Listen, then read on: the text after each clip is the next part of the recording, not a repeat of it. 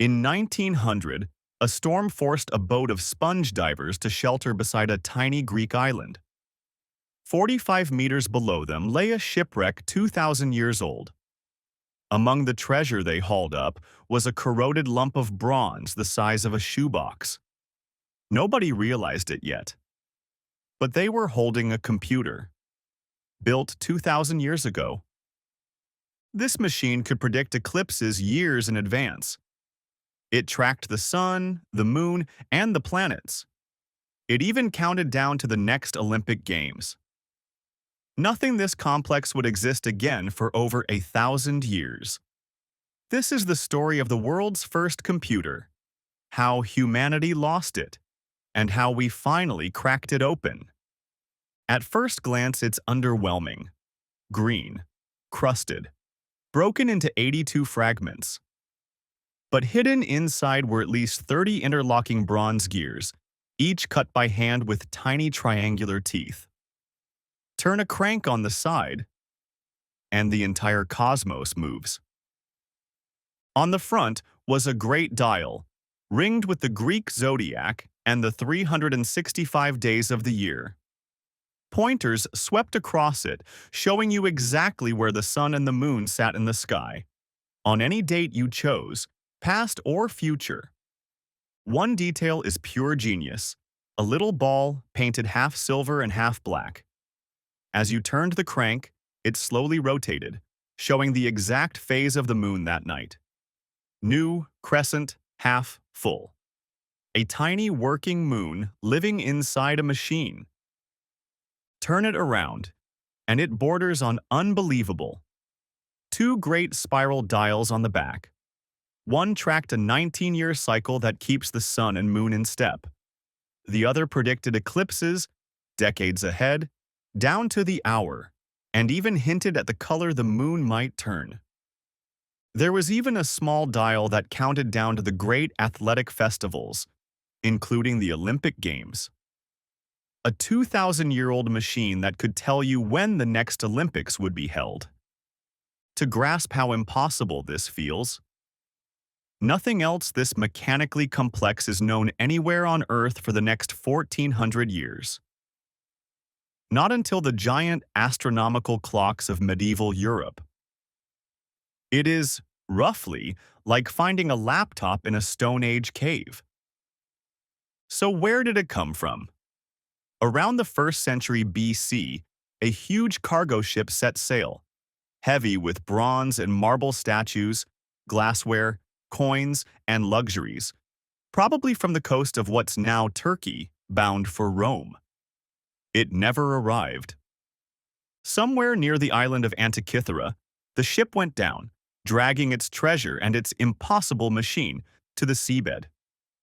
And there it sat, in the cold and the dark, for 2,000 years. And here's the real tragedy.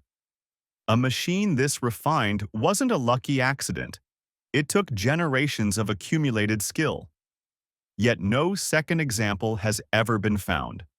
Whoever knew how to build these took that knowledge with them.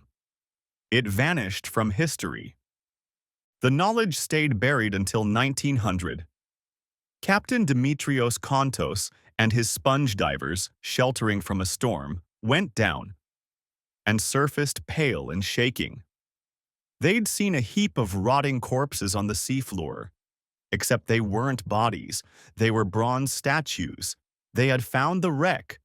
They brought up statues, jewelry, and glass, and one unremarkable lump of bronze that was set aside in an Athens museum.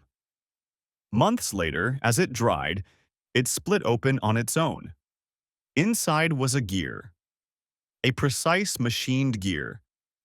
Inside an object that, by every rule of history, was far too old to contain one.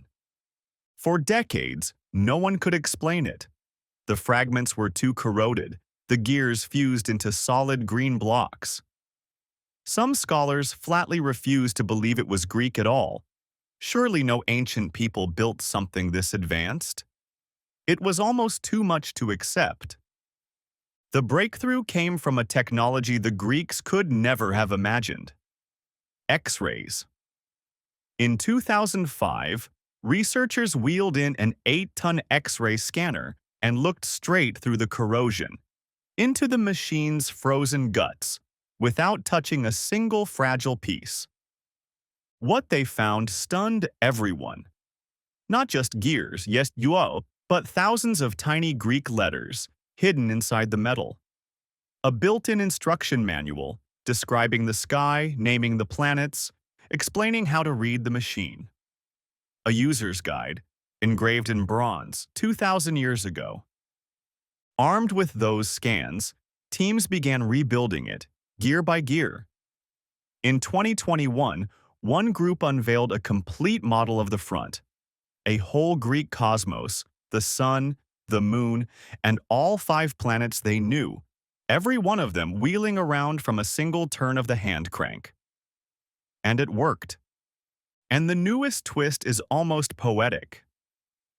In 2024, astronomers in Glasgow took a technique built to detect gravitational waves, the faint ripples from colliding black holes, and aimed it at the machine's broken calendar ring. By mapping the ghostly spacing of its lost holes, they proved the ring held about 354 holes, not the Egyptian solar year, but the Greek lunar year. Tools designed to study black holes, used to finish reading a 2,000-year-old Greek computer. A machine so advanced we needed black hole science just to understand it. Built by people we once assumed had only ramps and levers. We still don't know for certain who made it. Perhaps the school of Archimedes, perhaps the astronomer Hipparchus. And we don't know how many more once existed, now lost somewhere on the bottom of the sea. Next time on Lost and Drawn, a liquid that burned on water, and a formula so secret it died with an entire empire. If you want to see what else humanity forgot, you know what to do.